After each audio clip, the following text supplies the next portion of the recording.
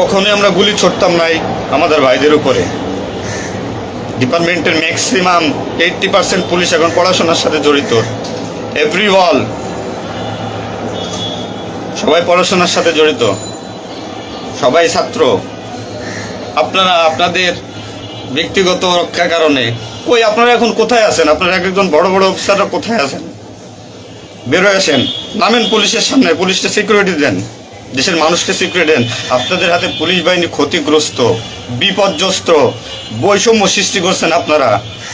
আপনারা প্রতিটা ক্ষেত্রে পুলিশের সাথে পুলিশের বৈষম্য সৃষ্টি করে দিয়ে গেছেন।